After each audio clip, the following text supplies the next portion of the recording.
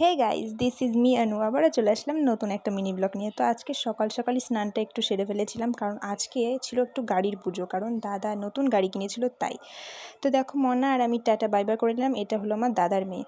তো গাড়ি পুজো করতে ঠাকুরমশাই চলে এসেছিলো। ফার্স্টে মালা পরিয়ে দিল, তারপর পুজোর জোগাড় করে পুজো সম্পন্ন করে বাড়িতে এসে বাড়ির পুজোও সেরে নিলাম।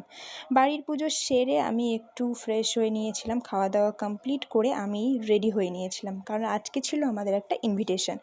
আজকে দাদার শ্বশুরবাড়িতে ইনভিটেশন ছিল, তো রেডি হয়ে বেরিয়ে পড়েছিলাম যাওয়ার উদ্দেশ্যে নয়নতারা ফুলটা দেখে খুবই ভালো লাগলো, তো ফুল দিয়ে হাঁটা শুরু করলাম। টোটোতে উঠেই এই দেখো, এটা হলো আমাদের বিশ্বনাথ মন্দির, বাবার মন্দিরও ছিল। তারপর টোটোতে উঠে অনেকক্ষণ যাত্রার পর পৌঁছে গেলাম আমরা জলঙ্গিতে। এইটা হলো আমাদের কলেজ, যেখানে আমি পড়াশোনা করছি।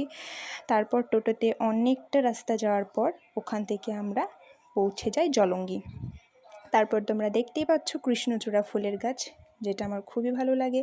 আর এটা ছিল জলঙ্গি পদ্মা, আর এখানে লেখা ছিল আই লাভ জলঙ্গি। তারপর এই মন্দিরটা চোখে পড়লো, এত সুন্দর লাগছিল দুই সাইডে, এত সুন্দর মন্দিরটার দৃশ্যটা। আর আজকের আবহাওয়াটা, আজকের ভিউটা অসাম ছিল, জাস্ট বৃষ্টি বৃষ্টি ওয়েদার ছিল, খুবই সুন্দর লাগছিল। তো তোমাদেরও একটু দেখিয়ে দিচ্ছি।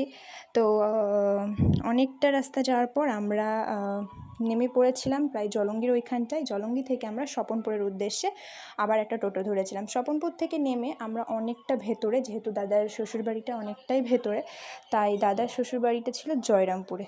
তারপর এখানে কিছুক্ষণ টোটোটা থেমে আবার শুরু করলো যাওয়ার উদ্দেশ্যে।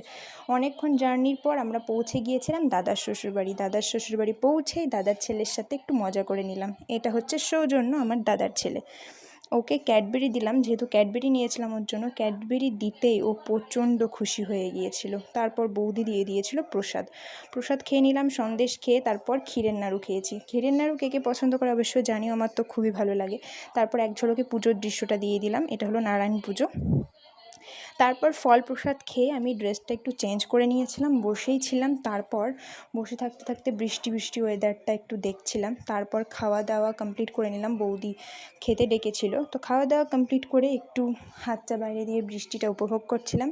তারপর যাই হোক, খাওয়া দাওয়ার ভিডিওটা তোমাদের দেখাতে পারিনি, মানে যা যা থাকে আর কি, ভাত ডাল ভাজা, তরকারি, পনিরের তরকারি, দই, মিষ্টি, চাটনি, যাবতীয় যা থাকে আর কি, নিরামিষ যেহেতু পুজোর খাবার। তারপর রেডি হয়ে নিয়েছিলাম, যেহেতু বাড়ির উদ্দেশ্যে যাব, অনেকটা দূরেই যাব, আবার বৃষ্টিও পড়তে লেগেছিল। রেডি হয়ে টোটোতে উঠে পড়েছিলাম বাড়ির উদ্দেশ্যে যেতে। আবার সেই মন্দিরটা চোখে পড়লো।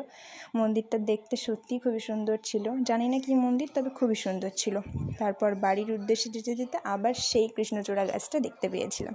কৃষ্ণচূড়া গাছটা দেখতে সত্যিই খুব সুন্দর। তারপর আবার টোটোতে চেপে পড়লাম আমরা বাড়ি যাওয়ার উদ্দেশ্যে। এইটুকু ছিল আজকের মিনি ব্লগ। কেমন হয়েছে জানিও। Tata, bye bye.